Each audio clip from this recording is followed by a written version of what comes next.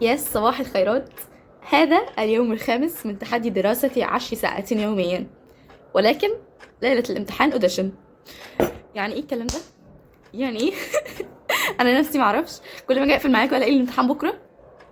يعني انا نفسي مش فاهمه ايه اللي بيحصل، ولكن هنتعامل. هنتعامل يا جماعه.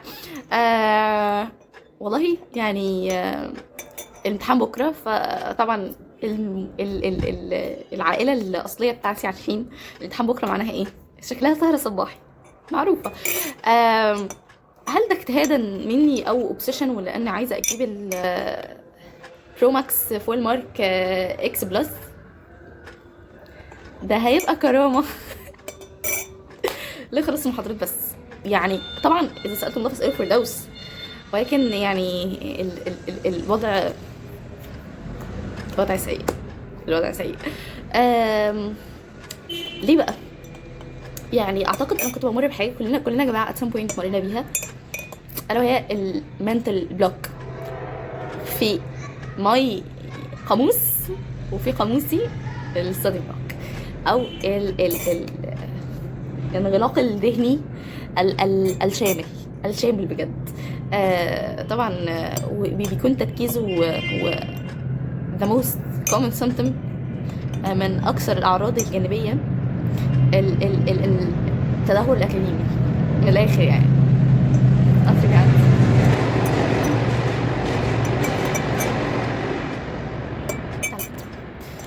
آم، فانا literally بقالي يومين يا جماعه ما فتحتش كتاب. شهاده لله يعني. وهل دي دعوه للتكاسل والتراخي؟ ابدا، مش متعودين مني على كده. لكن كل اللي حصل انه بدات اكتشف وانا كده بسكيم الكومنتس بعد ما ربنا كرمني وعرفت افتح يوتيوب ستوديو. دي قصه ثانيه خالص دي بقى يعني. يوتيوب عميني كوبي رايت، الحمد لله. آم، عرفت يعني. فشفت كده الكومنتس كده بشكل سريع كده على قد ما اقدر. لقيت يا جماعه انه انقلبت الادوار. لا انتوا فوقولي كده. انتوا نسيتوا احنا جينا ليه؟ احنا جينا هنا عشان احنا مع بعض يا جماعه، واحنا في سكه واحده هنمشيها سوا، بنحاول نهون طريق على بعض، اللي عنده حاجه يقدر يساعد بيها وهكذا. نحس ان احنا نعمل environment صحيه تشجعنا اكتر على ان احنا نلتزم ونسعى ويعني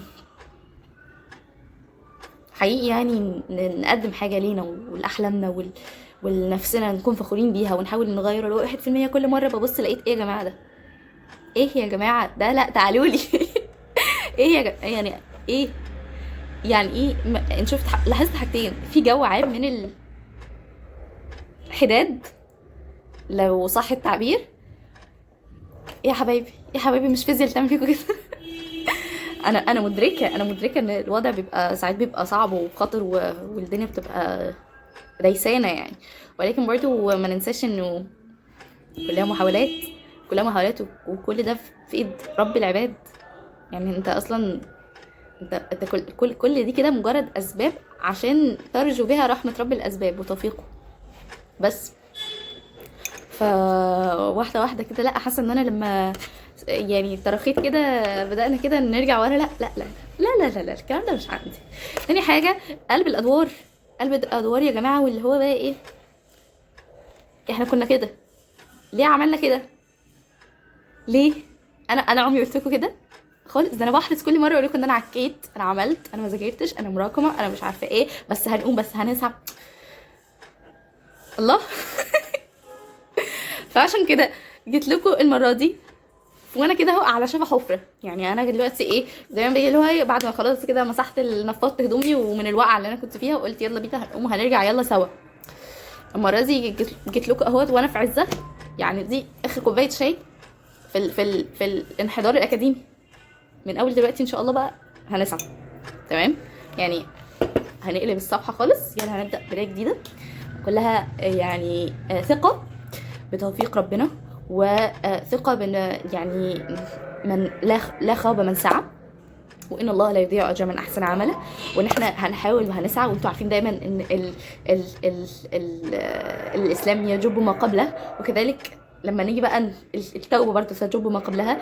ويعني خلاص بقى احنا طالما في ايدينا قرار، ربنا مدينا فرصه ان احنا نقوم نقف نحط خط احمر، ونبدا بدايه جديده، واحنا نحاول تاني ونسعى ونقوم ونسيبنا من اللي فات، ونسيبنا من الشيطان اللي ماسكنا ومكلبشنا ده. يا عم ماشي يا عم، يا عم محدش عايز حديد وبتاع.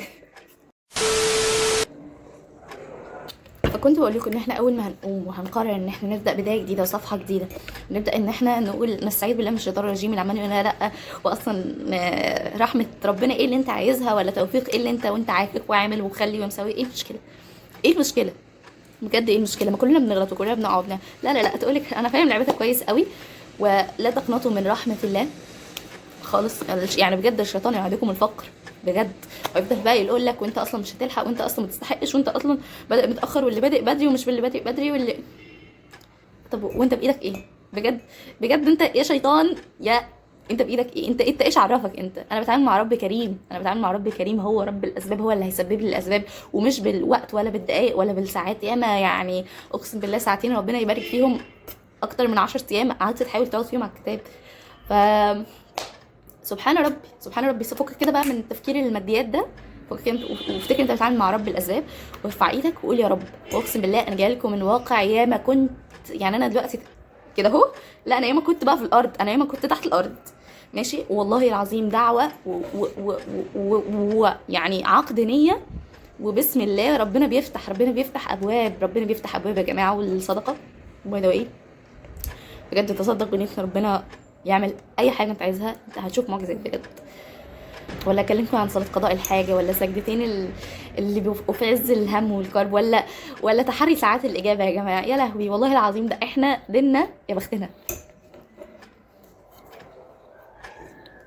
ف من غير كلام كتير، انا عموما مش فاضل لي اصلا كتير قبل الامتحان، يعني انا قدامي 18 ساعه لو شلنا وقت الطريق، ما قداميش غيرهم. هحاول وهسعى، ويعني هبذل كل ما املك من طاقه وجهد، ربنا هيسرهولي، واملي وظني بك يا ربي انك مكرم، وعندي يقين ان هو هيبارك لي، وان انا لو اتحركت في كل وقت المتاح ده ربنا هيبارك لي اضعاف من ان انا قاعده مكاني واقول استنى الفرج او ماشي. فجهزونا يا ابطال. وعصيتم من بعد ما أراكم ما تحبون. اسمعوا كده. يا عم ماشي، اتراكمت عليك المذاكرة والكلام ده كله وشغلك كابس عليك وخايف تأثر رقبتهم وما تطلعش عند حسن ظنهم. خليك مقتنع في الأول إن أنت بني آدم، والبني آدم ممكن يتوفق بتاعت ربنا وممكن ما يتوفقش، وفي كلتا الأحوال بتبقى خير. بس أنت تعمل إيه؟ تاخد نفسك وتنزل تفرتك لك 75 جنيه، واحد مورو، واحد ويندوز من الكبير، شوية مسليات، بس أهم حاجة تبعد عن المعجنات عشان أنت تخن.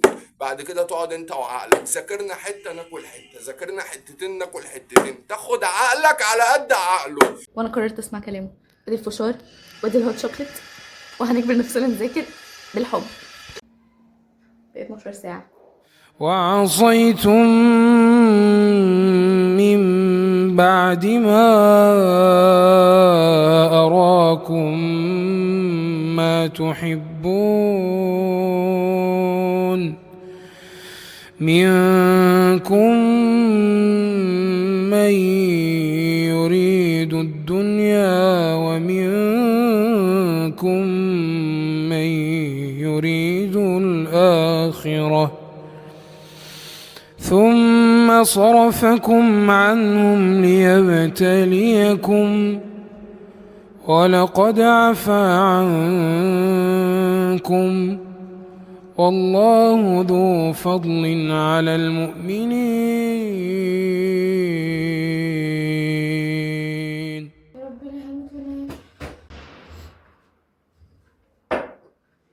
دكتور الأغا متطوع ان هو يشرح لنا محاضراتنا بتاعت البايو عشان مختلفة عن الكورس بتاعه، وعشان كمان حابة اقولها لي، فربنا يجزيه خير، قرر يعملهم لله.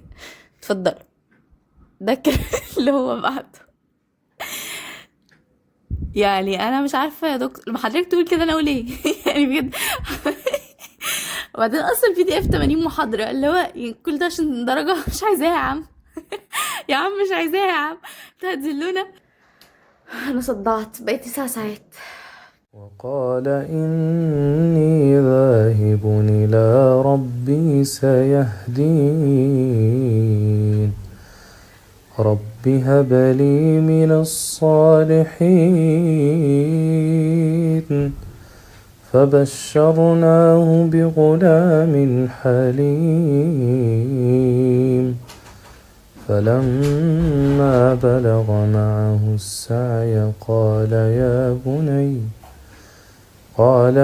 بني إني أرى في المنام أني أذبحك فانظر ماذا ترى قال يا أبت افعل ما تؤمر ستجدني إن شاء الله من الصابرين.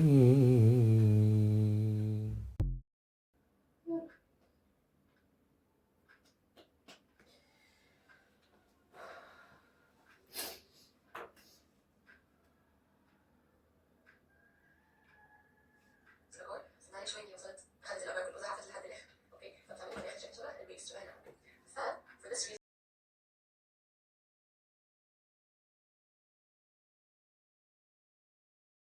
بقى 4 ساعات بعد كل ده لسه عايزة انام، فهروح انام 3 ساعات عشان اهم حاجة ان احنا نكون مركزين بكرة اكتر من المذاكرة. فيلا صباح الخير. باقي ساعة، فاضل ساعة الا ربع.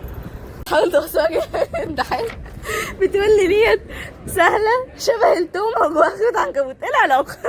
بالله عليك يا والله مش شايفاها كده. انا اشوف ايه دلوقتي؟ واخدين بالكم ان النهارده اخر عند هنمتحن في الازهر كده؟ ايوه اخر ثواني واخر عند في اول اخر عند عموما والله العظيم الحمد لله يا رب. اللي قبل الكلينيكال بجد. والان مع فقرة التعافي بعد الامتحان.